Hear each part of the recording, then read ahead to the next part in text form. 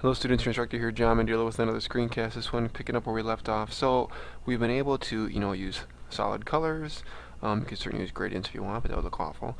And we've even used some textural elements, like some hair. I can call this hair, and this was denim, right? So you might be thinking, great, but I don't want my background that's solid white. And I don't want to just like color it orange or whatever. I want it to be, let's say, in a photographic background or some other kind of imagery. So what we're going to do is try to cut this guy out of the background so we can place him and all of his things, right, like his colored shirt, his colored hair, his hair texture, and his pants texture, and put him in a background. So we're going to put him in just this background. I know this doesn't make any sense because this would mean that he's like a giant monster floating in the sky, but we're just going to go with it for now.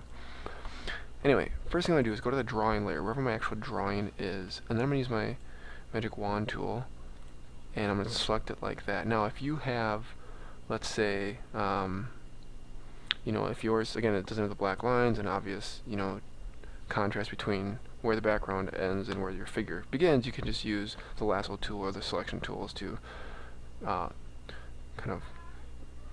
just get that selection defined. Alright, so we've got this. Now, since this is our background layer, our drawing layer, with the everything except the character selected, I'm just going to hit the delete key, and it's gone like that. And then I can just go to select, deselect. So again, everything except that. Now, another thing I could do, because I might want to move this guy around, right? So maybe I don't want him smack in the middle, or maybe I want him a little bit smaller or larger or whatever. And if I move this drawing layer, all the things are stuck, where they were, because I just moved the drawing layer. So I undo that.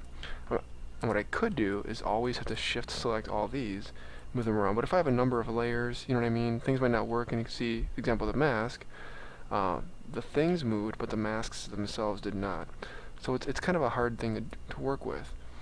So what I can do is take all of these, so click here and click here, just hold shift to select all these layers. I'm going to bring them into a layer group, this little folder icon at the bottom of the layers panel.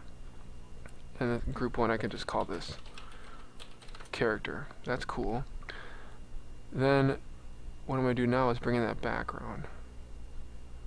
So I'll go here, I'm just going to edit, select all, edit copy, go here, and then I'm just going to edit and regular old paste. And I know this is much too big. I'm zooming out here so I can resize this. Let's just say like this, and there's the ground. And I'll just do with it like that. Let that settle into place. There we go. And he's above it, so I just bring him below my character right now. And there he is. Again, obviously this doesn't make any sense to make him a giant character. But that's how I can work with him. Now if I want to move the whole character with this folder, I should be able to just move the whole folder around. See, and that doesn't work because of the masks. So you might be thinking, well, great, Mr. Mandela, so masks are a bad idea. No, I'm going to undo a little bit. If I open this up, what I can do, anytime I have a mask and I'm like, yep, that's cool, I don't need to make any more changes to it, I can just go to this layer, right click on the mask itself, and go to Apply Layer Mask. And that rasterize is just a normal layer. And this one, right click, Apply Layer Mask. Okay, I have that. So now when I move the characters folder around, everything goes with it because everything's been rasterized down. Alright? So that's how you can do it. You can even resize with this, which is nice. So I can just go to Edit, Free Transform, and just resize the whole thing like this, let's say. I see I have some extra hair up there. I can erase that. That's not a problem. Move them into place. I'll just get my eraser tool out. Find that layer, which is the hair layer. And I'll just erase that away. There we go. So this is how I have it. And of course I could have text, right over top of it, it's a text layer. But these layer groups can be nice.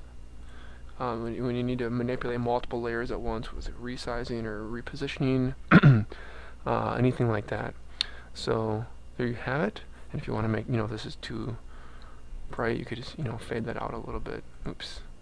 And put a white layer behind it. Edit, fill, white. There we go. That's it.